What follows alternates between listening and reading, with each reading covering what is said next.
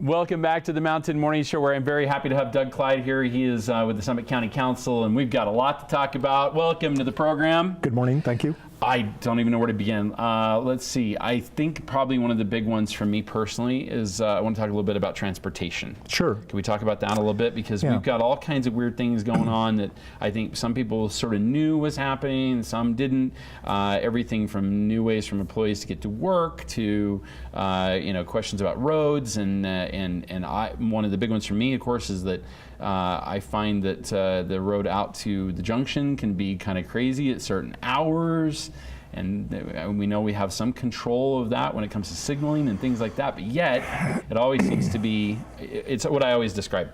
Everyone shows up at the grocery store at a different time, but they all go to the checkout at exactly the same time. Or they all go to the liquor store at exactly the same time. That right? too. So now transportation is, first of all, it's a multifaceted issue. As you may know, we just, in the last election, we passed a voter referendum that had 0.25% for traffic and 0.25% for transportation. Right. And so the voters have spoken very clearly that they want something done about this issue. This puts an incredible burden on us because transportation and traffic is something you can throw tens of millions of dollars at and not get anywhere. An unlimited amount of money you could throw at it and not get the results you may want. We live in a resort economy. We have these huge peak day, peak hour traffic flows. And so trying to ameliorate those or limit those is our objective, unquestionably our objective, but it is very complicated, very expensive. We are working very closely with Park City. Summit County works with Park City closely on transportation issues. And probably the most manifest aspect of that is out there is the new, what we call the rapid transit commuter link from Kimball Junction into Park City. That's the e-bus program, which has been very successful, is very much aligned with our core values in terms of what we want to represent both to our community and to our visitors in terms of being ecologically sensitive in an attempt to bring down our carbon footprint. With that, of course, I mean, some could argue that may be a good place for employees to start to get to work, but we know this one's been a big one with the city, and of course, I know the county has some feelings, but we don't know what they are, and I kind of want to talk about that. Please. Employees who are, already putting in an 8-hour day. Right. They're commuting roughly 45 minutes or more to get to here, to Park City in the first place, and then being asked to also endure the possibility of parking outside and taking a shuttle into downtown and adding roughly another hour to their lives, which takes them from not only just a 10-hour day at that point to possibly 11. Yep. Crazy. Live in Park City, and of course you don't have an 8-hour day. If you live in town and you're not independently wealthy, you have a 16-hour day because you have two jobs. Exactly. So it's a double-edged sword. The issue of transportation of employees into the basin and or this daily net in and out migration that we have is again simply a function of geography, right? We live next to the Salt Lake Valley. 1 million people live down there.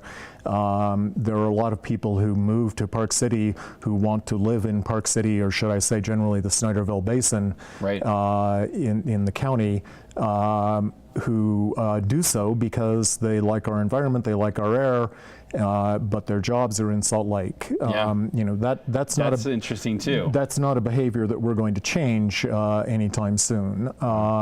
The other issue about the net in migration in the morning of employees is also a big issue because it occurs during the peak hour, right?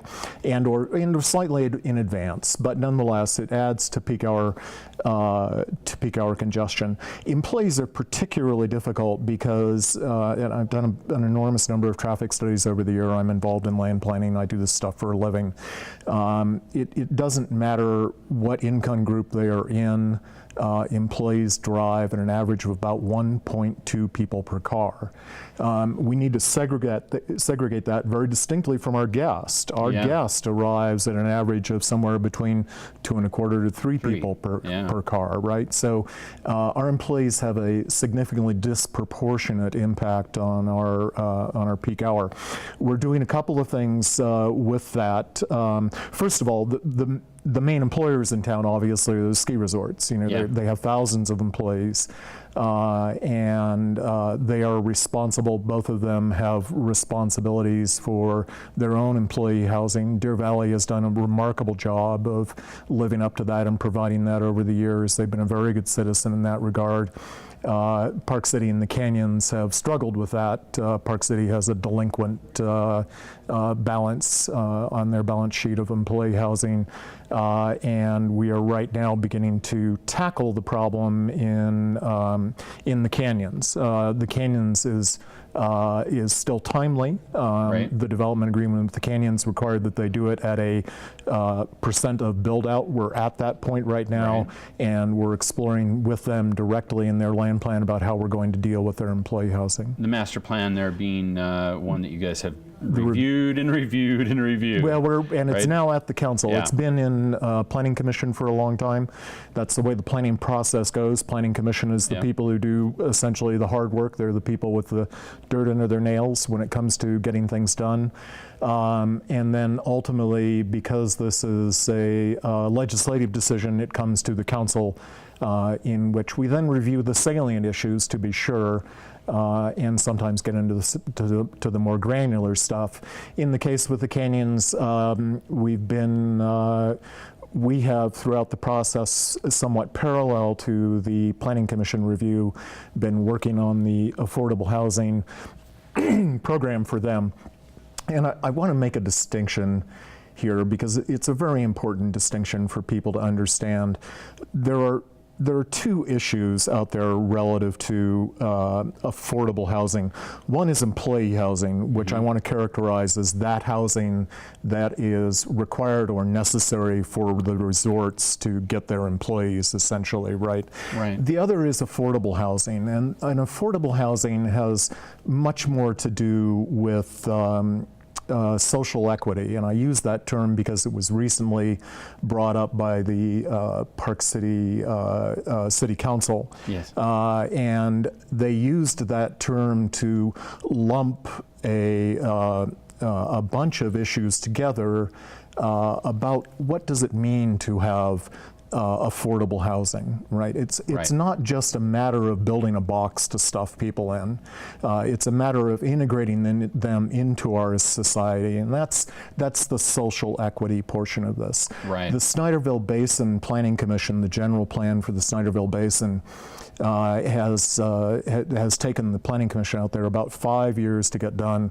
They went through an enormous number of public meetings, an incredible amount of public interaction on this, and among the other goals, which are integrated all into their general plan, is that affordable housing should be integrated into our community. And the purpose there, not obvious, on the periphery. Not on the periphery, and to some degree, we believe, not as large standalone apartment complexes. That Detroit is enough of an example to let us know that is not integration. That's not integration. That's segregation. Yeah, it's segregation, and long term, it has unintended consequences. Negative social impacts. Want. There's no surprise that when the graffiti showed up in Park City, that was essentially race-based and hate-based, that it showed up on the apartment complex across the street from the high school. That's not integration. No, indeed it's not. All right, we've got a lot more to talk about. We're going to tackle a couple more topics. We're going to take a quick break, come back with more with Doug Clyde right here on Park City Television.